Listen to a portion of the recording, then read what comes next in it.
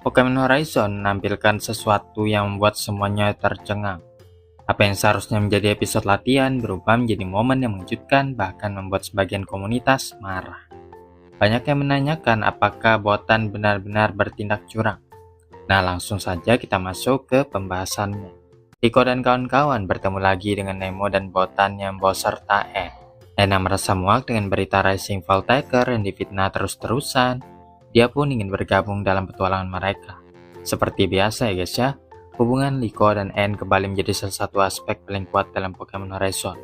Mengingat bahwa mereka adalah sahabat dekat yang sama-sama mulai perjalanannya sebagai seorang siswi di Indigo Academy. Sekarang mereka pun bertemu kembali dan tentunya mengalami perkembangan yang sangat pesat.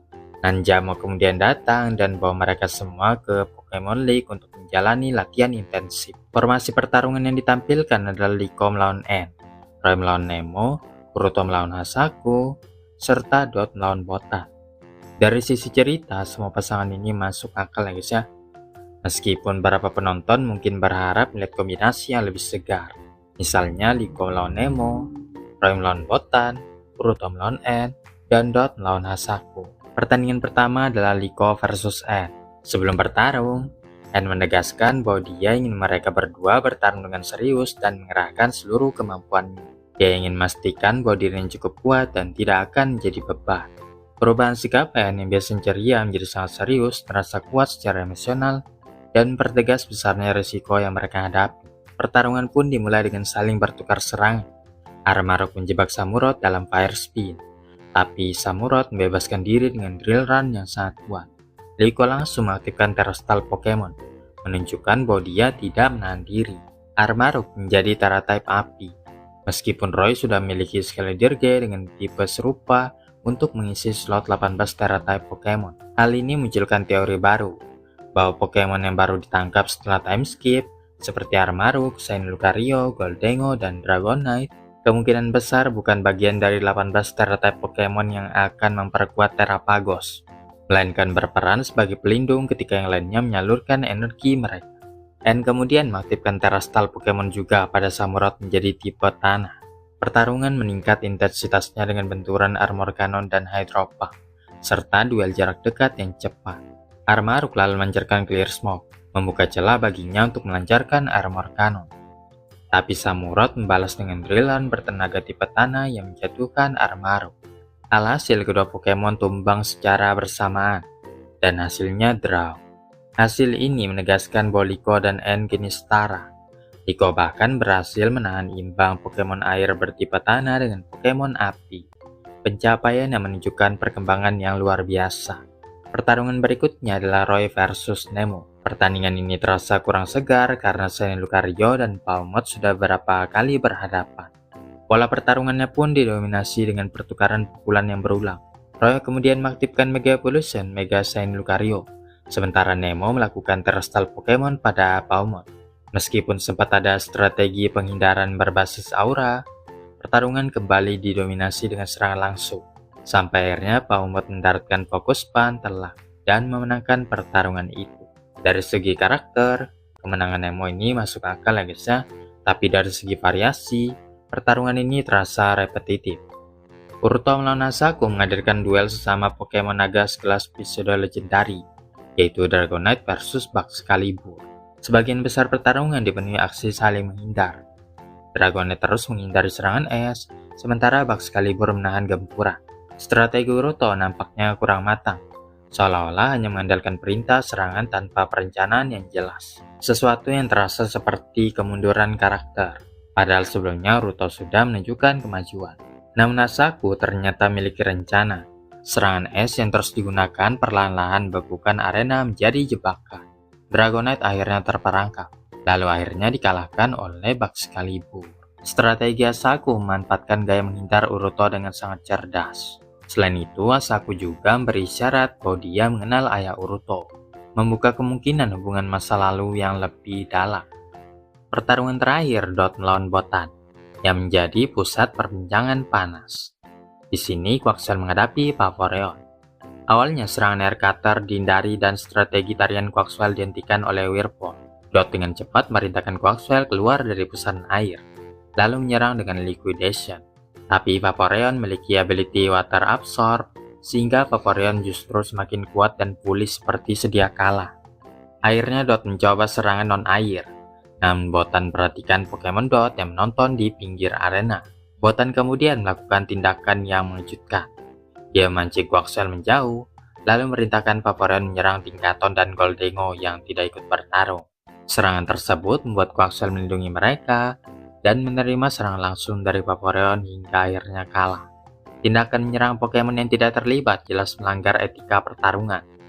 Dot marah dan menyebutnya tidak adil. Namun Botan menjawab bahwa itulah yang akan dilakukan oleh The Explorer, musuh mereka yang tidak akan bertarung secara sportif. Ini penjelasan Botan masuk akal ya guys ya. The Explorer memang dikenal licik dan tidak bermain sesuai aturan.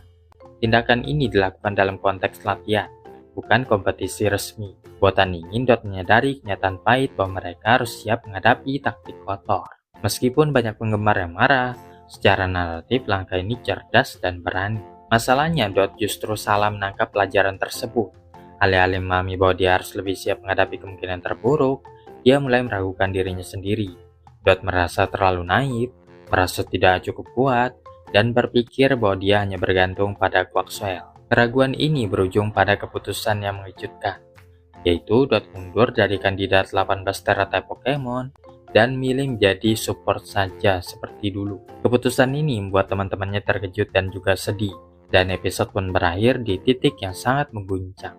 Secara keseluruhan, episode ini menghadirkan perkembangan karakter yang matang dan tidak terduga. Tindakan Botan berada di garis tipis antara kejam dan visioner. Sementara itu, reaksi Dot menunjukkan kerentanannya terhadap masalah kepercayaan diri. Pendekatan cerita seperti ini jarang dilakukan dalam anime Pokemon sebelumnya, sehingga terasa unik dan berani. Meskipun sebagian besar pertarungan terasa singkat karena harus memuat 4 duel dalam satu episode, kejutan dan dinamika emosional di akhir membuat episode ini menonjol. Kekalahan para tokoh utama juga membuka peluang untuk rematch besar di masa depan nanti, mungkin dalam turnamen Climax. Episode ini bukan hanya tentang latihan, tetapi tentang kesiapan mental, batas etika, dan bagaimana karakter menghadapi tekanan yang sebenarnya. Setelahnya beralih ke episode berikutnya. Setelah mundur dari kandidat 18 Tera-type Pokemon, Dot merasa bertarung di garis depan bukanlah gayanya. Memutuskan untuk menjadi support saja, mendukung dari belakang layar, meskipun keputusan itu sebenarnya tidak mudah untuk diambil. Di sisi lain, Quaxwell justru terus menjalani latihan pertarungan dengan sangat keras sendirian. Tanpa kehadiran Dot di sisinya, Quaxwell tetap bertekad untuk menjadi lebih kuat dan membuktikan kemampuannya. Melihat situasi tersebut, Nanjamo menyadari ada sesuatu yang kurang selaras antara Dot dan Pokemonnya. Menurutnya, Dot dan Quaxwell belum berada dalam satu irama sebagai partner. Untuk membuktikan pendapatnya, Nanjamo menantang Dot dalam sebuah pertarungan. Dalam pertarungan itu, Dot terlihat kewalahan menghadapi Nanjamo dan Bellipo. Serangan-serangan yang dilancarkan terasa sangat sulit untuk diantisipasi, dan kepercayaan diri Dot pun mulai goyah. Namun di tengah tekanan tersebut, Dot menyaksikan sendiri bagaimana Quaxwell menolak untuk menyerah. Semangat dan tekad Quaxwell yang tidak padam perlahan menggugah perasaan Dot, membangkitkan kembali keyakinan dan keberanian yang sempat dia pendam. Di tengah pertarungan yang semakin sengit, situasi berubah menjadi tidak terduga. Saat Dot masih berjuang menemukan kembali kepercayaan dirinya, Quaxwell terus berdiri tegak meski menerima banyak serangan. Tekadnya untuk tidak menyerah terasa begitu kuat, seolah Quaxwell ingin menunjukkan bahwa dia siap melangkah lebih jauh. Tiba-tiba cahaya evolusi menyelimuti tubuh Quaxwell.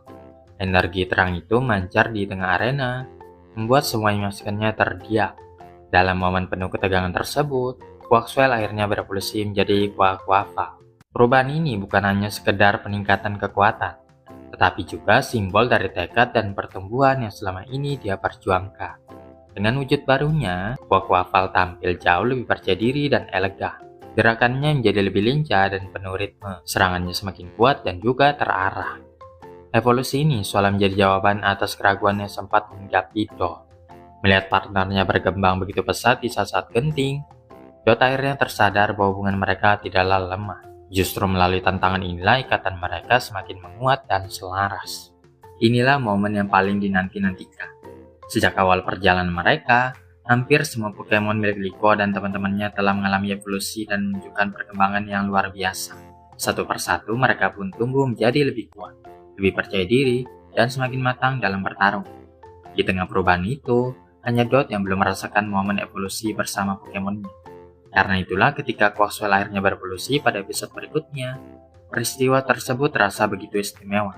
Evolusi ini bukan sekedar perubahan bentuk, melainkan simbol dari perjalanan panjang, kerja keras, dan pergulatan batin yang telah dilalui Dot. Cahaya evolusi yang menyinari arena selalu menjadi titik terang bagi Dot, menandai awal babak baru dalam hubungannya dengan Pokemon. Momen tersebut menjadi bukti bahwa setiap trainer memiliki waktu sendiri untuk bersinar.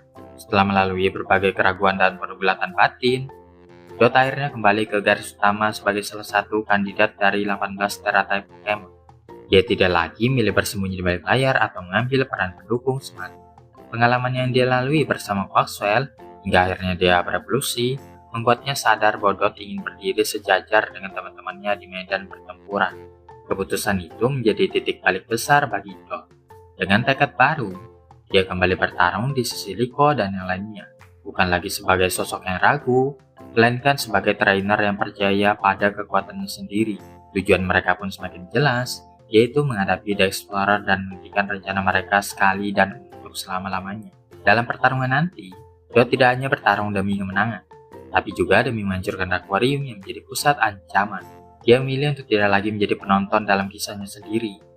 Dot kini melangkah maju, siap menghadapi resiko apapun demi melindungi teman-temannya, dan memastikan bahwa konflik ini benar-benar berakhir. Tentu saja sebelum melangkah lebih jauh menghadapi ancaman yang lebih besar, Dot terlebih dahulu akan mengadakan pertandingan ulang lawan kota. Pertarungan ini bukan sekedar adu kekuatan, tapi juga menjadi ajang pembuktian bagi Dot. Dulu dia sempat diragukan, bahkan mungkin meragukan dirinya sendiri, tapi kini situasinya sudah berbeda. Dengan Quaquaval berada di sisinya, Dot tampil jauh lebih percaya diri. Evolusi tersebut membawa peningkatan kekuatan, kecepatan, dan teknik bertarung yang jauh lebih matang. Gerakan Quaquaval yang elegan namun agresif menjadi senjata utama dalam menghadapi strategi botak. Pertandingan ulang ini akan menjadi simbol kebangkitan Dot. Jika sebelumnya dia kewalahan, kini dia datang dengan pengalaman, tekad, dan ikatan yang jauh lebih kuat bersama Pokemonnya. Melihat perkembangan itu, kemenangan Dot terasa semakin meyakinkan, sekaligus menjadi langkah penting sebelum ia kembali berdiri di garis depan bersama teman-temannya. Ditemani Quaquaval yang telah berevolusi dan semakin kuat, Dot tidak lagi bertarung dengan keraguan-raguan.